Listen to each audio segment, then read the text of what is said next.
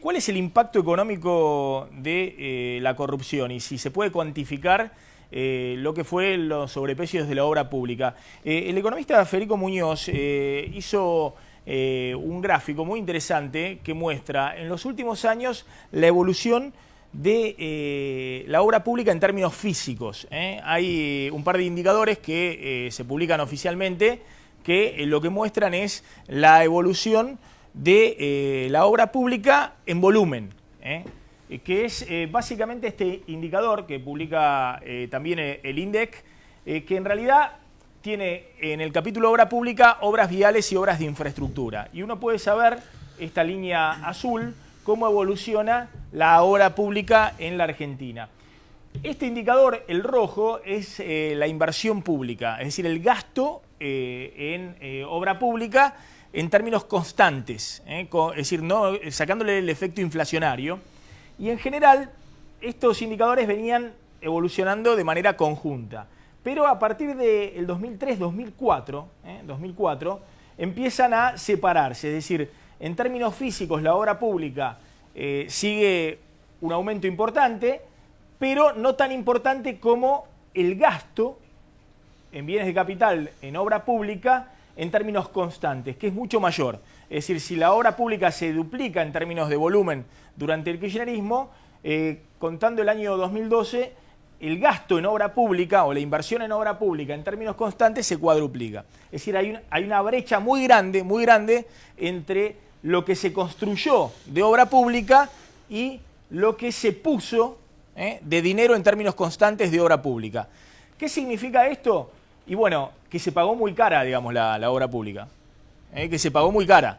Que esto que más o menos seguía una evolución, si vos aumentás en términos físicos 50% la obra pública, quitándole el efecto precio a lo que vos pusiste para pagar eso, y más o menos tiene que haber un aumento del 50%. Y el aumento fue mucho mayor, en términos constantes, sacándole el efecto inflacionario.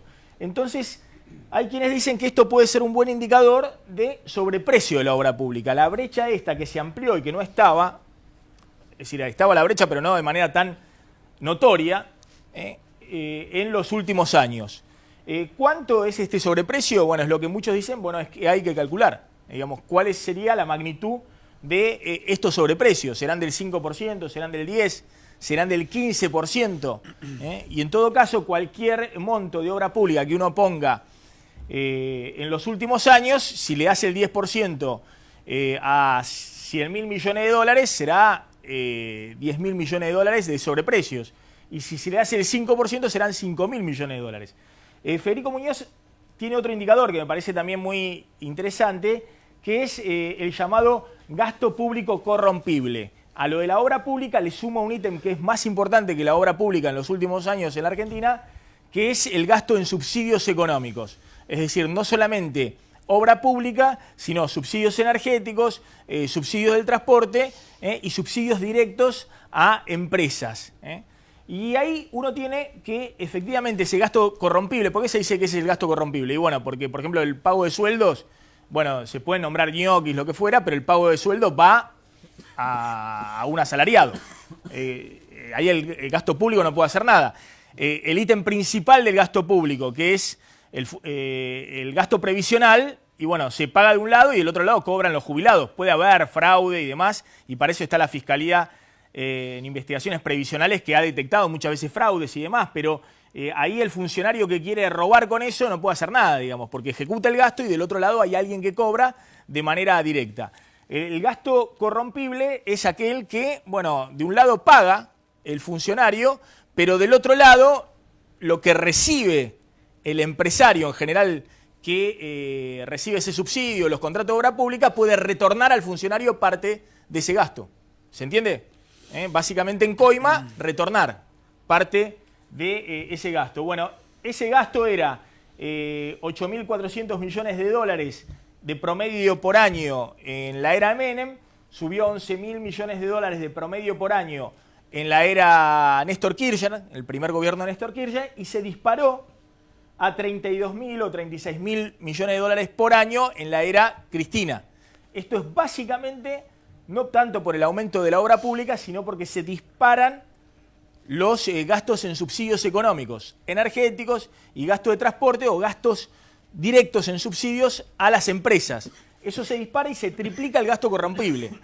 Es decir, que si había corrupción acá con Menem, acá hay 3 veces más oportunidad o 4 veces más oportunidad de que funcionarios corruptos puedan sacar una tajada. Insisto por este punto, porque hay mucho más gasto que va directamente a las empresas y puede retornar al bolsillo de los empresarios.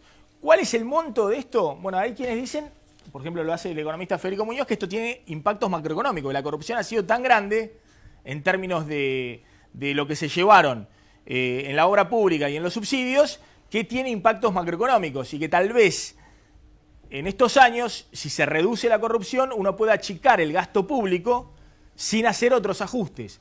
Hay otros que dicen que no, que la corrupción va por un lado y el problema macroeconómico va por otro. Es decir, que aunque vos termines con toda la corrupción en el Estado, y ha sido mucho evidentemente en los últimos años, tenés un problema macroeconómico que es el déficit fiscal y los problemas que conocemos hoy tiene la economía argentina.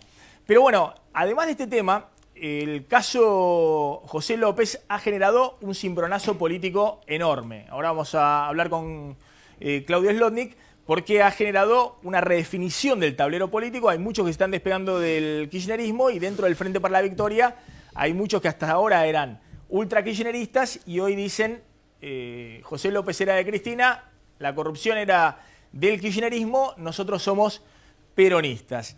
Ya están en nuestros estudios Maximiliano Ferraro, que es legislador de la Coalición Cívica.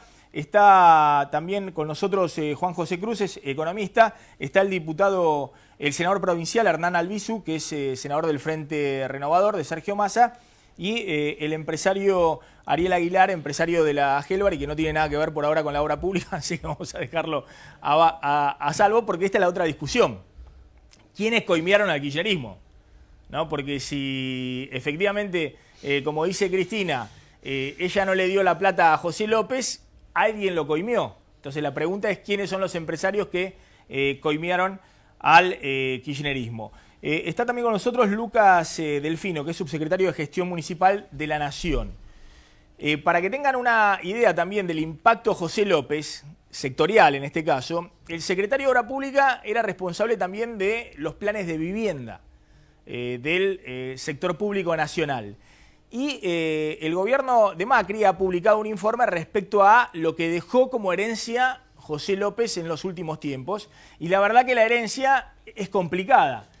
Ha dejado una deuda impaga de prácticamente 3.400 millones de pesos en obras de viviendas. Solo en obras de viviendas, ¿no? Hay que ver el tema del resto de la obra pública. Por ejemplo, en el total de obra pública se habla de 15.000 millones de pesos que dejó impago el kirchnerismo en diciembre del 2015.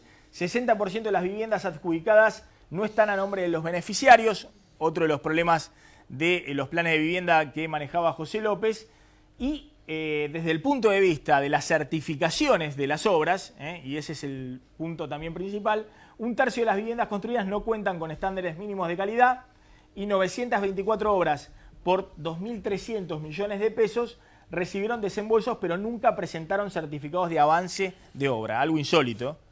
Es decir, parte de las obras no presentaban avances de obra y aún así se pagaban las obras. Esto es una muestra en el caso de las obras de viviendas. ¿Y hay un dato más que podamos aportar? Me parece que sí. Bueno, gracias. 1.371 obras por 3.900 millones de pesos fueran pagadas al 100%, pero el avance de obra no supera el 80%. De nuevo, se pagaba sin haber certificado los avances de obra.